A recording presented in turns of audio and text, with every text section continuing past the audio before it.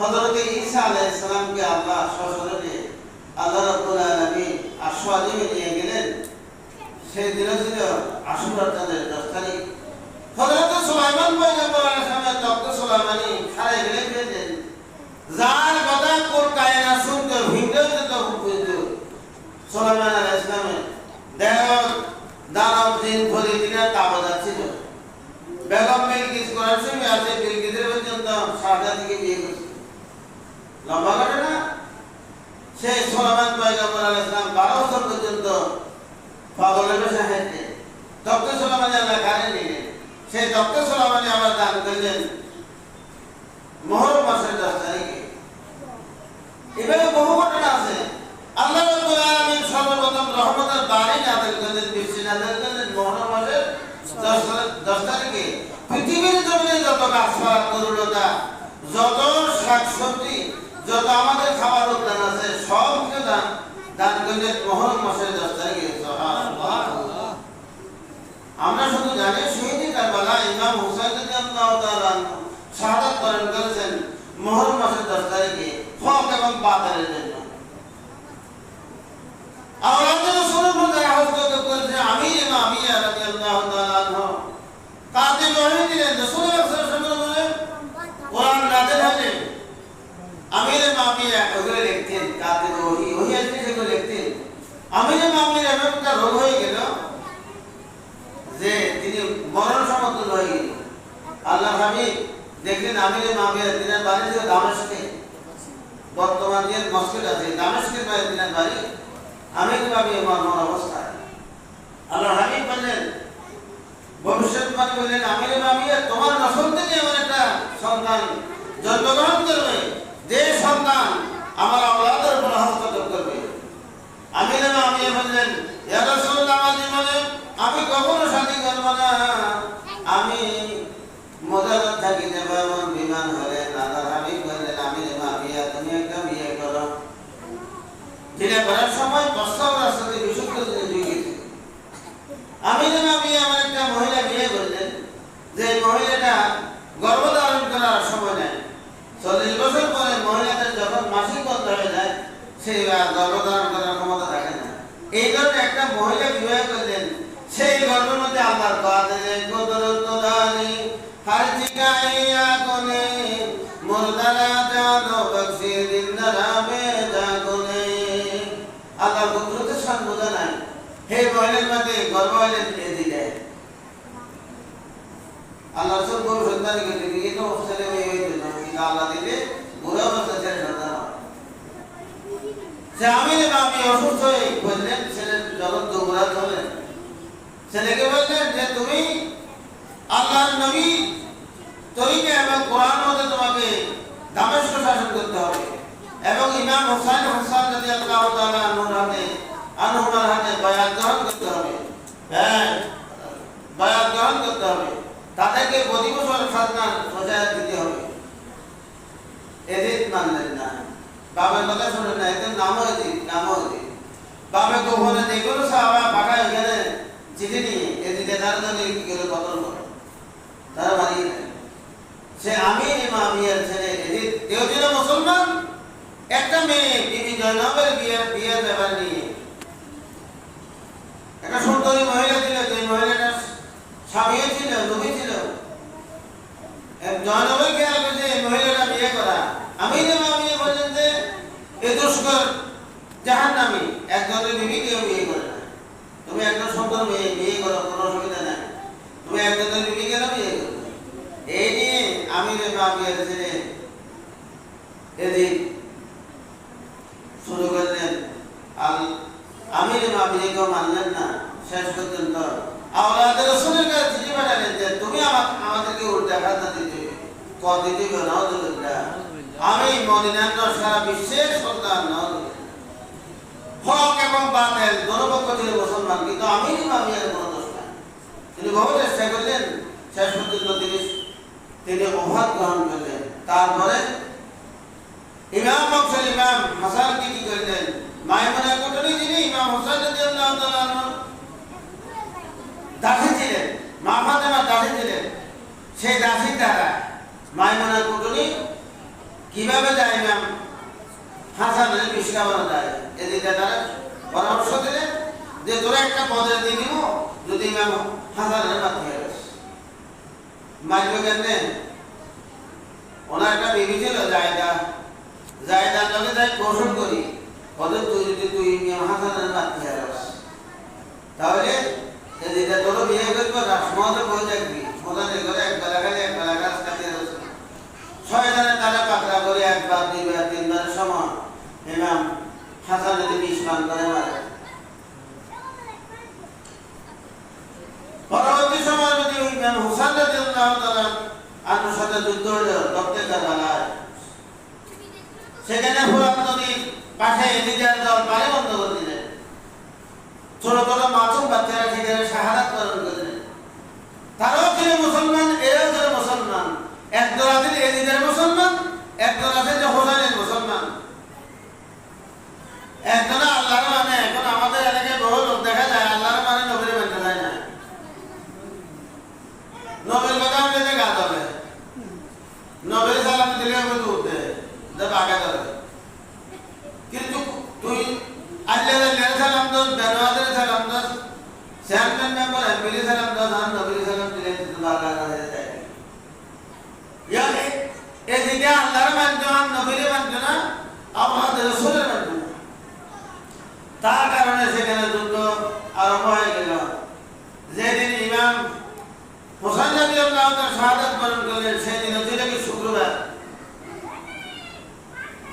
এটা অনেক লম্বা ঘটনা সীমার যে ইমাম হুসাইনকে শাহাদাত বরণ করবেন আল্লাহর হাবিবকে ওসিয়ত করে গেলেন যে তোমাকে গলা কাটবে তার বুকের মধ্যে কোনো রসম থাকবে না সীমারে দ্বিতীয়ত তার বাম দুধের উপর একটা কিনে তিনটে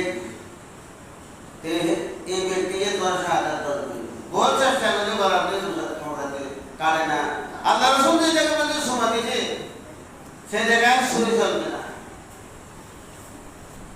এবং হোসাইন যদি হাত দিত কারবালার প্রান্তরের সমস্ত মানুষ একাশ্রিত হয়ে যেত একটা পানির অভাবে তারা কারবালার প্রান্তরের মধ্যে যুদ্ধের মধ্যে শাহাদাত বরণ করলেন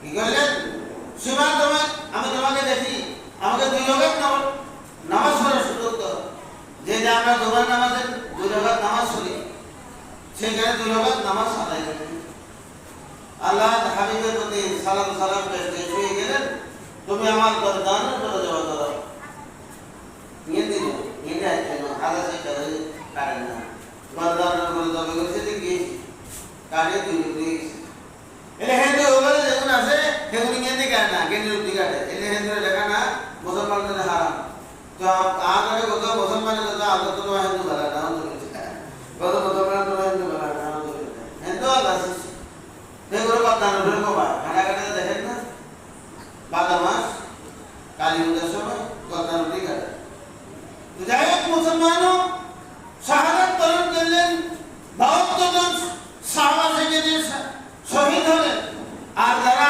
ইমাম হোসেনকে শহীদ করলেন তারা আসল নামাজ বাজামাতে আদায় করলেন খাতুন নামাজ পড়ে সামনে শহীদের মাজার আছে খোলা ময়দানে নামাজ চলতে সামনে লাড়িয়ে কুকুর কাটছে দেওয়াল গাছ করা নাই শেয়ারে গেতাম দিদি লাড়িয়ে গায়ে নামাজ সরে লাইনে না দেখে খাতুন গাছ দেশে বলে আমাদের কি যে খাতুন গাছ মঠ পড়ায় ঘুরে এমন আমরা হয়তো দিতে লস্কার কি নামাজ খালাইটা তারাও তো ছিল মুসলমান ইসলাম দিন না হলে কি হাল করবালা কি বাত ইসলাম এত সহজে দুনিয়ার জীবনে আসে না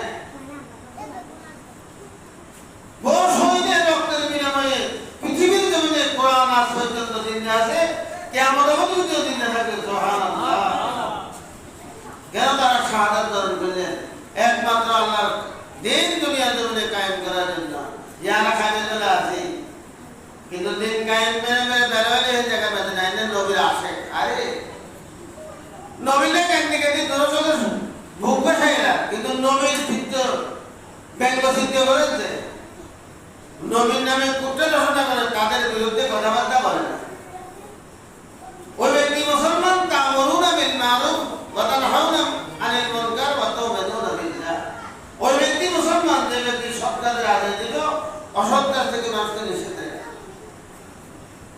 তো এই জন্য কিয়ামত অবধি পর্যন্ত মানুষ এদিকের প্রতি লানত হইবে, আর আওলাদের রাসূলের প্রতি কিয়ামত অবধি পর্যন্ত তারা সম্মান জানাবে। আল্লাহ বলেন ফাতেমা তো বেলাল মিন্নি, ফাতেমা আমার কলিজার টুকরা।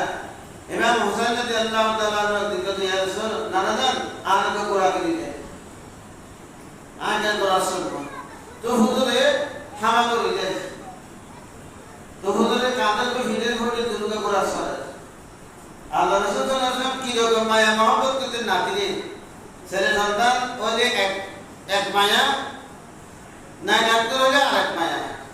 হুজুর সাল্লাল্লাহু আলাইহি ওয়াসাল্লাম ইমাম হাসান ওখানে এত মহব্বত করতেন, এত মহব্বত, তার মহব্বতের কোনো দরদিয়ত নাই।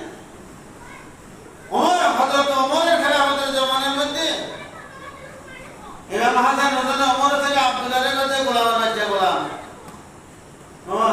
আব্দুল্লাহ বলে ওমর খেলাফতুল মুসলিমিন, মুসলমানদের খলিফা আয় আর বাপ গোলাম আয় গোলামের বাচ্চা ঠিক আছে বাবার কাছে যাই করতে আব্বাজান হাসান হোসেনের আল্লাহর কাছে গোলামের বাচ্চা গোলাম বলা হাসান সত্য তো কথা সত্য সত্য যদি হয়ে থাকে আগামী শুক্রবার জুমার নামাজের পরে বাদে জুমা ইমাম হাসান হোসেনের এই কথাটা প্রমাণ করব। সুবহানাল্লাহ সালাতুল্লাহ রাসূলুল্লাহ আলাইকুম সালামুন হাবিবাল্লাহ।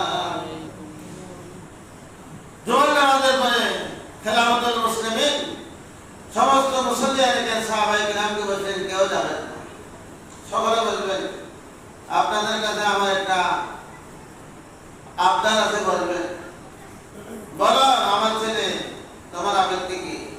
ছেলে বললেন যে আমার আব্বা খেলাফতুল মুসলিমিন মুসলমানদের খলিফা, আমাকে ইমাম হাসান হোসেন বলছে গোলামের বাচ্চা গোলাম। ইমাম হাসান হোসেন জিজ্ঞাসা হযরত ওমর বিন খাত্তাব হযরত ইমাম হাসান হোসেন রাদিয়াল্লাহু তাআলা আনহু আপনি এই কথাটা সত্য বলেছেন? বলে সত্য বলেছি। সত্য বললে এই তোমার মুসল্লির মধ্যে দিন মুসল্লিদের সামনে একটা লিখিত কাগজ দেন।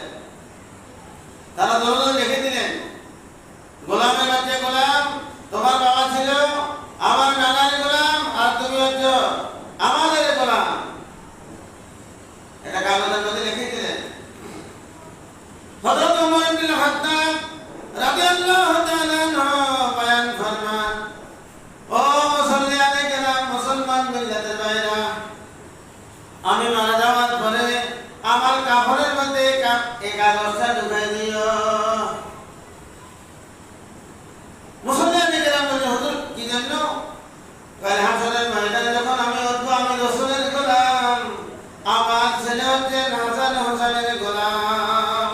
গোলামের রাসূলের জন্য জান্নাতের দরজা খোলা, জাহান্নামের দরজা বন্ধ। সুবহানাল্লাহ।